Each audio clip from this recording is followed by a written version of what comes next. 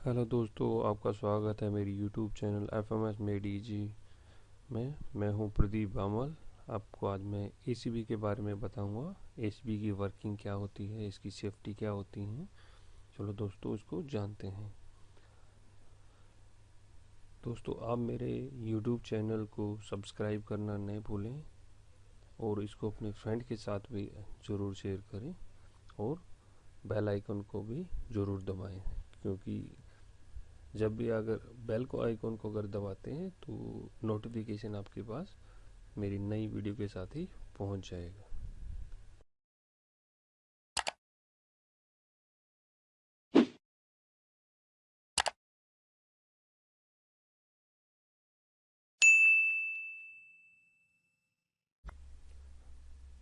सबसे पहले हम जानते हैं एसीबी क्या होता है, उसका प्रयोग कहाँ हम करते हैं।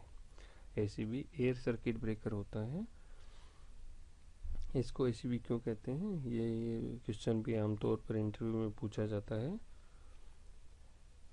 इसमें जो कॉन्टैक्ट होते हैं, मूविंग और फिक्स कॉन्टैक्ट, वो एयर में ही लगते हैं, इसलिए इसको एयर सर्किट ब्रेकर कहते हैं। जैसे ओसीबी होता है, उसमें कॉन्टैक्ट होते हैं मूविंग और फिक्स ऑयल में लगते हैं, इसलिए उसको ओसीबी बोलते हैं।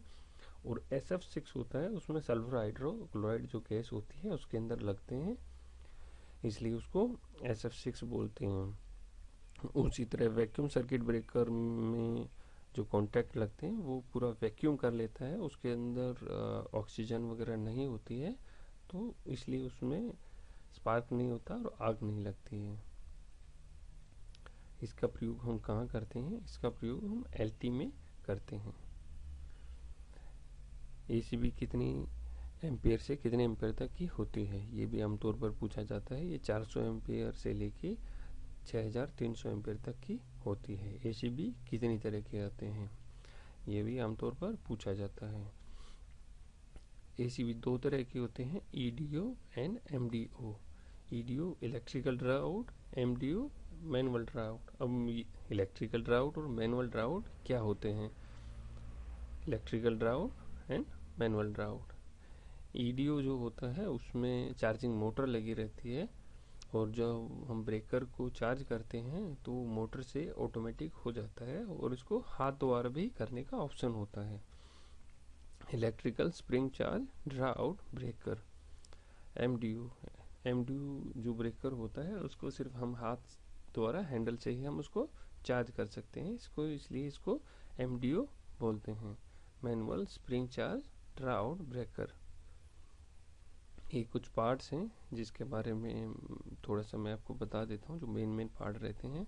ये आर्क ट्यूब होता है, जो मैंने बताया था कि जो मूविंग और फिक्स कांटेक्ट लगते हैं तो ये स्पार्क को अपने अंदर अवशोषित कर लेता है। ये ब्रेकर के बिल्कुल ऊपर के हिस्से में लगा रहता है। ये यहाँ पे सामने सेफ्टीज लगी हुई हैं, यूवी, संट, यूवी और हमारी क्लोजिंग रिले। इसके बारे में हम आगे विस्तार से जानेंगे।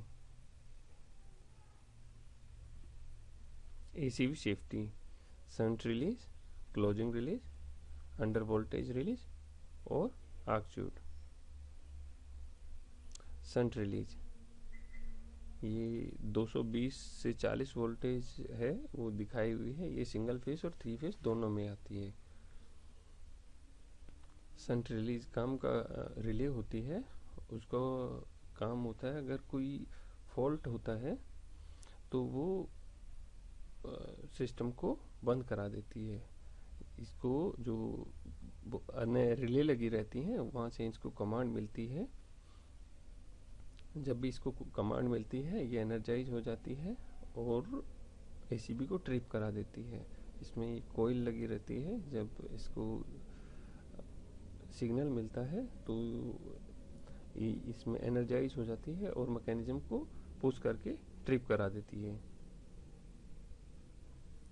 हमारी क्लोजिंग रिले, क्लोजिंग रिले का काम क्या होता है जानते हैं। ये हमारी ब्रेकर में अगर कोई फॉल्ट होता है तो हमारे ब्रेकर को ऑन नहीं होने देती है। अगर उसके अंदर सप्लाई प्रॉपर नहीं आ रही है या कोई और फॉल्ट है या कोई सेफ्टी की वजह से कोई कंसर्न है तो ये क्लोजिंग रिले का मुख्य कारण रहता है कि ये सप्लाई को बंद कर देती है, ब्रेकर को ऑन नहीं होने देती। फिर आता है अंडर वोल्टेज रिले। जब वोल्टेज निर्धारित वोल्टेज से कम होती है तो ये